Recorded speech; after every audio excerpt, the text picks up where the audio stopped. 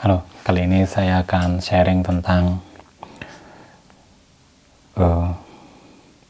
multitasking di iPad.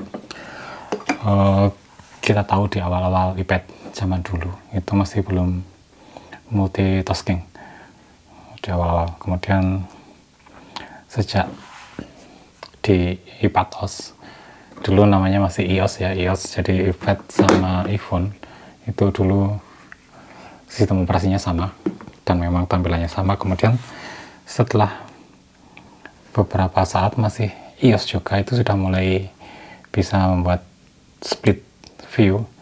Kemudian ketika menjadi iPadOS itu sudah mulai merajalela, jadi multitasking. Jadi kita sekarang bisa belum bisa windowing ya. Windowing artinya kita punya Windows yang bisa di-drag, ditaruh di mana-mana. Itu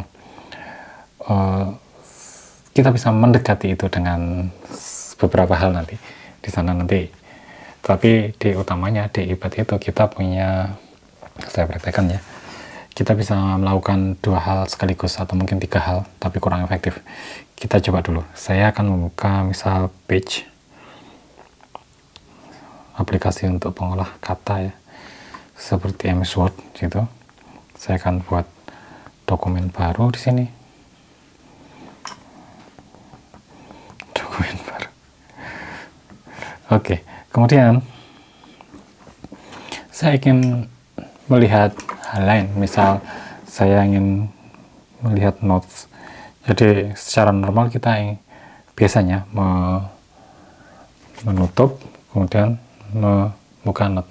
Kemudian kita bisa bolak-balik menggunakan 4 jari itu ya.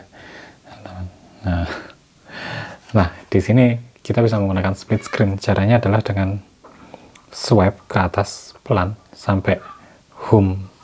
Jadi yang di bawahnya ini kelihatan. Kemudian tekan notes, aplikasi catatan. Kemudian taruh di sini. Yaps, lepas.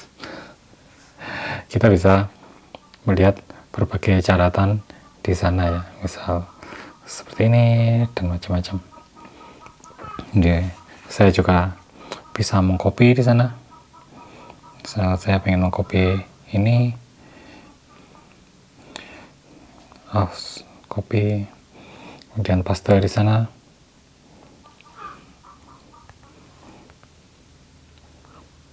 Oke, banyak hal yang bisa dilakukan dengan ini sebenarnya. Kita juga bisa menggunakan pensil ya.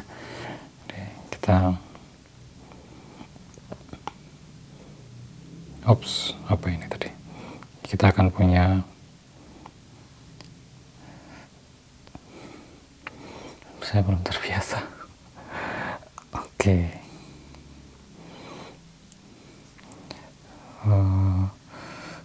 Ini tadi saya nulis apa ya? Nah, jika itu saya undo saja. Oke, undo lagi. Oke.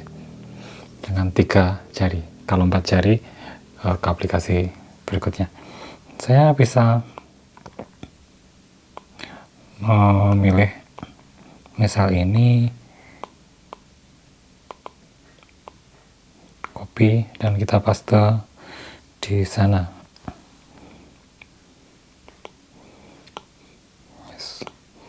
Seperti itu. Jadi banyak hal yang bisa dilakukan dengan pensil, tapi lebih enak digunakan untuk gambar. Jadi di note kita bisa membuat tulisan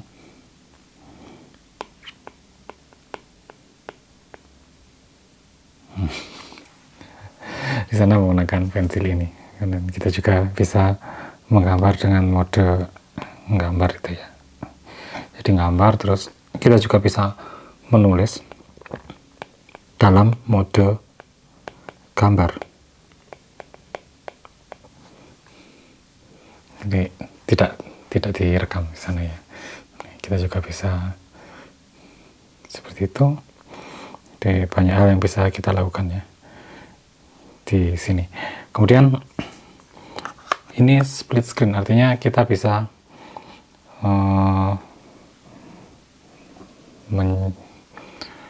mengambil sesuatu dari notes, misal dari note kemudian ke sana, atau misal oh ini saya nggak suka, ini kayaknya dibuang aja deh ini, atau sayang sekali kalau dibuang, kita cut saja, kemudian kita paste di sini.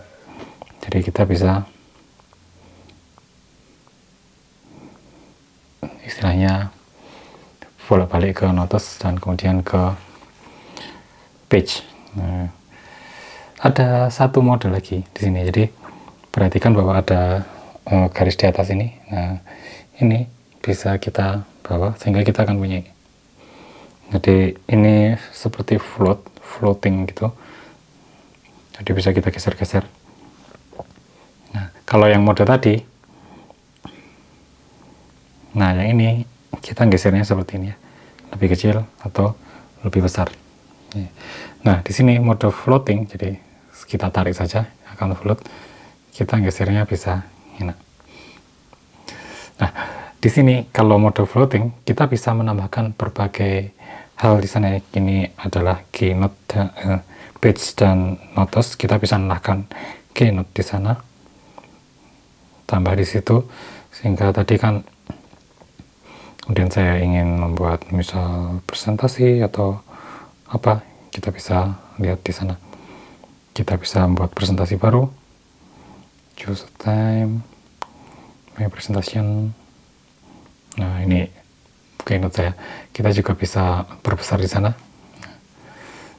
Kita bisa tarik lagi. Terus mana notesnya? Nah, kita bisa yang bawah. Kalau tadi yang di atas ya untuk geser-geser, sekarang yang bawah.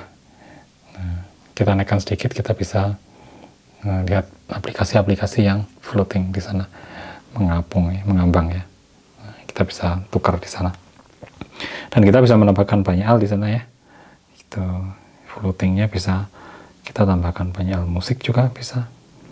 Jadi jika kita drag dari bawah sedikit, nah kita punya banyak aplikasi yang floating di sini, mengambang. Nah, bagaimana jika kita ingin gabung? Kita bisa punya, nah ini keynote di situ. Kemudian kita punya, kita swipe dari kanan, ini aplikasi yang float tadi. Oke, ini yang saya bilang tadi. Kita bisa bekerja di 3 hal. Jadi contoh di sini notes, PowerPoint, dan page, pengolah kata.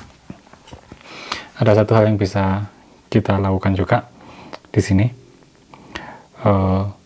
Sebenarnya ini bonus ya. Di YouTube, aplikasi YouTube, kalau kita buka YouTube ya, di sini kita buka YouTube dan ini floating ya. Saya coba geser ke kiri. Nah, kemudian kita ingin membuka sebuah video misalnya. Oke. Nah, jika ini saya tutup, maka dia akan mati karena bukan YouTube Premium. Nah, ada caranya.